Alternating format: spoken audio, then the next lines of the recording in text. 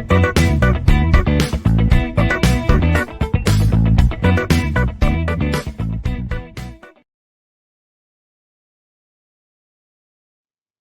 everyone, welcome to video lectures on data mining and data warehouse, module 2 continued data warehouse implementation and data mining. Now we are going to discuss types of data.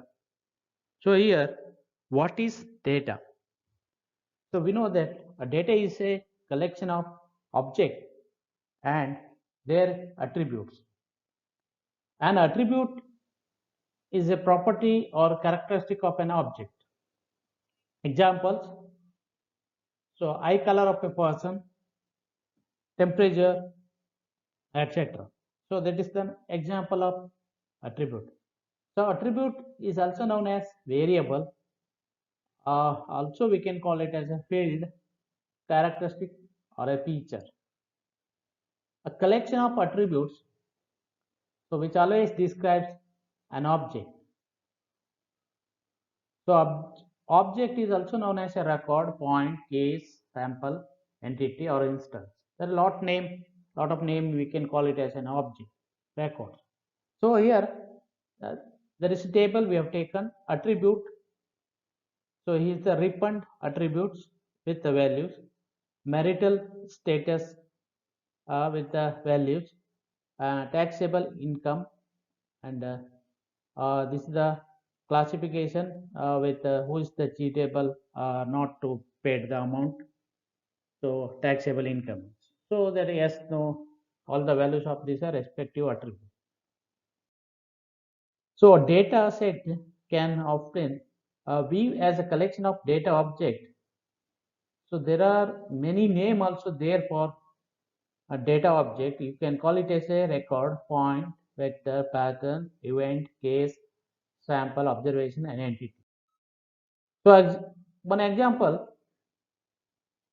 a sample data set containing student information, for instance, student ID, year, and GPA, grade point average. ID is like that, year, that. So each row correspond to here student, and each column is an attribute that describes the some aspect of the student. So this is an example of simple set of attributes. Now we will come to that its attribute and its measurement. So we know that very well. Attribute is a property or characteristic of an object that may vary either from one object to another, from one time to the another, time to time it may vary. So eye color varies from person to person. We know that temperature also an object to an object it may varies. But how are you going to measure the scale? So measurement scale says that a rule that associate a numerical or a symbolic value with an attribute of an object. So whenever the measures come, we need to talk about either symbolic or whether numerical. Then only we say that. So that is the measurement. So we count the number of chairs in a room to see if there will be enough to seat all the people coming to a meeting. So this is the attribute values. Attribute values are numbers or symbols assigned to an attribute, any kind of attribute. So certainly we have included there are types of attribute. So there is a symbols also included symbols. Distinctness. So the symbol used equal to or not equal to. Order, addition, similarly multiplication. This we would say that is the types of the particular attributes. Now we continued that there are different types of attribute in general. So nominal attribute. So the nominal attribute, when we say this is the nominal attribute, whenever the person having the ID number university CD ID number, identity card.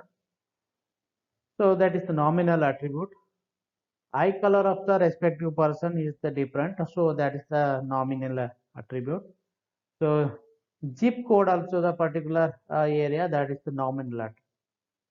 Okay, that was like why we are going to call this the uniqueness. Ordinal attribute, there are a lot of examples. So ranking. So here example, taste of potato chips on a scale from 1 to 10 grade. It is a usually scale of grade from grade 1 to 10 grade of Apple grading. So this is the ordinal attribute. This type of the things we can rank it. So the rank in the sense it is not a unique. The rank belongs to the range. You should give a range.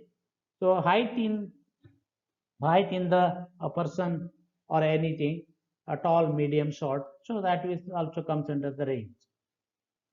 Next, interval. So interval date, always we know the calendar from the past May to last May date. Temperature in Celsius, so and so 95 to 100, 104 like. So ratio, the ratio of that one, it temperatures in Kelvin, it is the ratio. Length type attributes also comes in the ratio. Time and usually count also. So this the table says that respective attribute type, nominal, ordinal, interval, and ratio, with their description also given. Same example, whatever I told, that same thing be taken. There are certain operations column added here. In case of this nominal attribute, the value of a nominal attribute are just different name nominal. We have told that distinguished with these following symbols. So example, the same thing here. Okay. And operations here, what kind of operation need to be taken?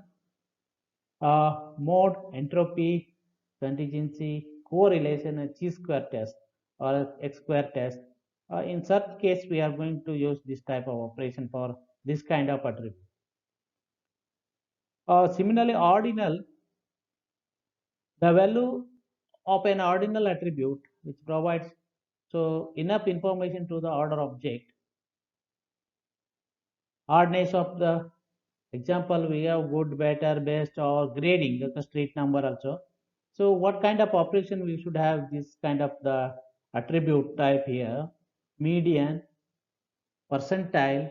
Okay, the gate exam result will be coming under the percentile. Rank correlation, a running test, sign test. So another attribute, so interval or interval attribute, the difference between the values are meaningful. A unit of measurement which exists, calendar, date, temperature, Celsius we have taken. What kind of operation should have here?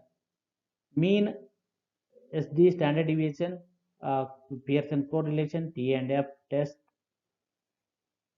The ratio, for the ratio variable, both differences and ratio of are meaningful here. Temperature in Kelvin, so monetary quantities, count, age, mass, health, electrical, geometric mean, harmonic mean, and percent variation.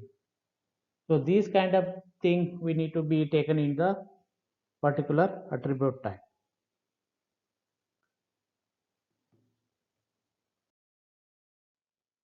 Similarly, there are a certain transformation attribute label and transformation at comment we had here. Nominal, any permutation of values. If all employee ID number were is reassigned, would it any difference? So in case of that, we have taken transformation case. And ordinal also, any order like preserving change of that is a new value is equal to like the function of so monotonic function like f of old value. So here that we have to take an attribute encompassing the notion of a good or better, best can be represented so like that 1, 2, or we can take 0.5. or 1 or 10. The interval, what kind of transformation here? New L is equal to A into old value of plus B, where A and B are a constant. So this comment that like Fahrenheit, Celsius, temperature in the aggregate degree of the size of the unit. Similarly, ratio. New L is equal to A into old value, so the length can be measured uh, in the meters of the or feet. In such kind of transformation, so we will be taking into the case. So this is about a table of regarding attribute and their details. So now we are going to discuss data pre-processing. The first one is aggregation, second one is sampling, dimensionality reduction, feature subset selection, feature extraction, discretization and binarization, variable transformation. So now let us discuss one by one so of the data pre-processing. So here the first is aggregation. Actually the aggregation is, we say that sometimes less is more, and this is the case with aggregation, the combining two or more object into a single object. Say for example, so consider a data set consisting of transactions, that is data object. So recording the daily sales of product in various store location, the name of the store's location for different days over the course of year. So that we can do one way to aggregate the transaction for this data set is to replace all the transactions of single store with a single store wide transactions. So what does it do? This reduces the hundreds or thousands of transactions that occur daily at a specific store to a single daily transactions. So, and the number of data object which is reduced to the number of stores. That is the example. So we had taken here. So here an obvious the issue is how an aggregate transaction is created and how the values of each attribute are combined across all the records corresponding to a particular location to create the aggregation transaction that represents the sales of a single store or data. So here quantitative attribute like in that example such as price are typically aggregated by taking a sum or sum of an average. Here a qualitative attribute such as item, so either can be omitted or summarized as the set of all the items that were sold at the location. So in this regarding, so we are going to see that why aggregation is required. The purpose of aggregation, the first task is data reduction.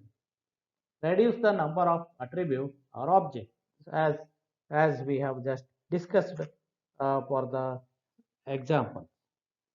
Another, change of scale. It is aggregated into regions, state, country, etc. And more stable data. So we say that aggregated data tends to have a less variability. So in such region, so we need to go with the aggregation. So this is the what I told that example we had taken. The aggregation combining two or more object into a single object. So data set containing information about the customer purchase, that we have taken store location, Chicago, whatever it is. If you consider the two aggregation of these two locations, so watch item, watch and battery both will be going to. So your numerical measure is the price. So here, considering a dataset transactions according daily sales, we are taken in the particular location. The one way to aggregate this the dataset is to replace all the transaction of the store with a single store-wide transaction. So this reduce the I told about early thousands or hundreds of transaction daily specific stores to a single daily transactions, and the number of data objects are reduced to the number of stores. How aggregate transaction is created, how the values of each attribute are combined. So typically we are thinking about quantitative is the price and qualitative is the product. So that is about the aggregation. Now next we will move on to the next one more and important technique is sampling. So we heard that sampling technique is very important in all the cases. Certain data set, if we have a huge or massive data set, so we are going to by a sampling technique only. There are simple or some techniques are there in the sampling. So let us discuss first. This is the good approach. Sampling is the main technique, so which employed for data selection. So it is often used for both the preliminary investigation of the data and the final data analysis. Sampling, which is used in data mining, so we know that because the processing of the entire data set interest is too expensive or time consuming. So for example, in the climate data or gene microarray data set, in such cases, suppose that one, if you consider any one gene analysis, so that will have the gene profile set information containing minimum 100 columns and 10,000 rows. So in that such cases, we are very inexpensive. That is the, if you are considering that, or time consuming, where time efficiency will be the more, because we need to select in a respective column or in the respective row, which is the important samples. So that is the key principle for effective sampling is a sample representative. So we can easily call it as a sample representative. So this then we have to talk about what are the types of technique, or we can say that types of sampling. So before that, using a sample will work almost as well as within the entire data set if the sample is represented in terms. A sample is representative if it has approximately the same property, of course, interest, the original set of data. So if the mean or average of the data object is the properties of interest, then a sample is representative if it has mean is very close to that of original data, because sampling is a statistical process. The representative of any particular sample will vary, and the best what we can do, choose a sampling scheme that guarantees high probability of getting a representative sample. That's why we are going by now types of sampling, or we can call it as a sampling approaches. There are many techniques here, but only a few, the most basic one, and the variations will be covered here. The simplest type of sampling is the first one is a simple random sampling. So actually for this type of sampling, what it does, there is an equal probability of selecting any particular item in the respective simple random sampling. So here there are two variations we can find out here, and other sampling technique as well. That is sampling without replacement. So here, as each item is selected, it is removed from the set of all the objects together which constitute a population. Another, sampling with replacement, that objects are not removed from the population as they are selected for the respective sample. So in sampling with replacement, the same data object that can be picked more than once. The samples produced by the two methods, which are not much different when samples are relatively small compared to the data set or data size. But sampling with replacement is simpler to analyze since the probability of selecting any data object remains constant during the entire sampling process. See here, when the population which consider different types of data object with widely different number of object, simple random whatever the we have without and with replacement, that is called as simple random sampling technique can fail adequately sufficiently represent those type of objects that are less frequent cases, because this can cause probable problems when the analysis require proper representation of all the objects. So that is the problem. For example, you can give in a building classification model for the rare classes. It is critical that rare classes are so adequately represented in the samples. So hence the sampling scheme that can accommodate different frequencies for the item of interest is needed. So for that, so we can go with another simple technique of sampling technique is stratified sampling. So what that is, it does it simple, split the entire data into several partitions, then draw the random samples from each particles.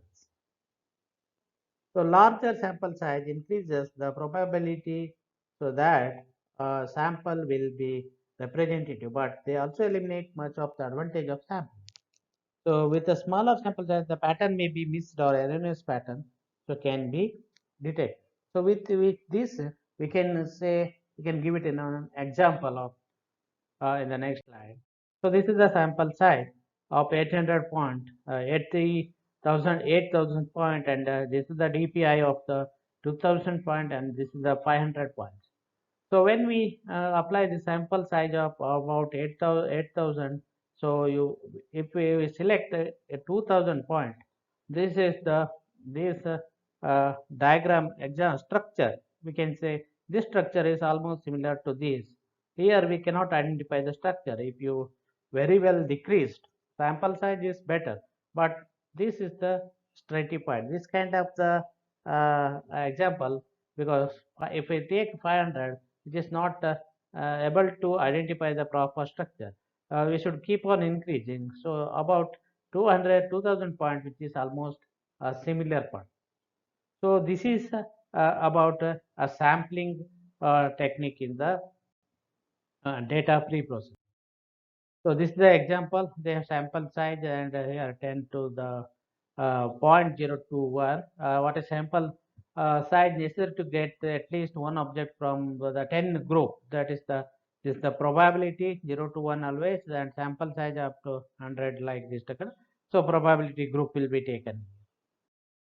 So now this is the another one in the iterative or adaptive progressive sampling technique. So here, so that should be taken it as the proper sample size can be difficult to determine. Okay. In such cases, so we are going with this adaptive or progressive sampling scheme where sometimes used depending upon the as the input applications. So actually these approaches start with a small sample. We say that very few sample, any kind of the example will be taken here, and which then increases the sample size until a sample of sufficient size has been obtained. That is our task. So whenever we have a certain types of data, we say that what kind of data here. An example can be taken that product of the any four item or in the especially in the sales of the any product item. So if you take that one, in such cases, what we need to have, there are in case of different product item, so that sampling we cannot choose the respective sampling. So there is a difficulty to select because one same set of if the product is sold out in the large manner, large data, so in such cases we can easily partition and sampling we can do it. There are certain situations, so it is a very difficult to identify. So in such cases we can have or we can use this progressive sampling technique is the better than that we can use. So here another thing, while this technique, what does it, which eliminate the need to determine the correct sample size initially. So that will start with initially only, and it requires that there be a way to, or we say that how can we evaluate? There be a way to evaluate the sample to judge if it is large enough. So that is the thing, how it can be done. Suppose, for instance, that progressive sampling is used to learn uh, particularly predictive model. So whenever we use that when in the progressive sampling, so in such cases, in the predictive case, so we are going to use these kind of things. So that is the one thing. Another one. So although here the accuracy of the predictive models increases, so as the sample size always increases, there is no doubt at all. So at some point the increases in accuracy levels off. So we want to stop increasing the, so increasing the sample size at this leveling the off point, that we need to consider. So finally we say that in the progressive sampling technique, so by always by keeping track of the change in accuracy of the predictive model, as we need to take a progressively larger samples, so that we need to think about it. Another thing point in the progressive sampling, so by taking the other samples, so if you are selecting any other samples, so which are close to the size of the current one. Actually, whatever we are selecting other sample, that sample sizes which are very close to the current data size, what will happen? So we can get an estimate as to how close we are to this leveling the sample, labeling the off point. Okay, so in such cases what we need to do, and thus we need to stop the taking sampling technique. So there are the all the possibilities which are given in the case of progressive sampling. So we had discussed about the main technique, that is the random sampling. In almost all data set, what we are going to use the random sampling, and stratified when it depends upon the frequencies, data frequencies, all depends upon the data frequencies. So which we are going to stratified sampling technique. And this progressive is on always on the specific conditions, that in the size keep the size increases as well as data size increases, and the size of the samples also be increases, we are going to use the progressive sampling. This is about the complete discussion of uh, data pre-processing in the sampling technique. So the rest part we will continue in the next videos.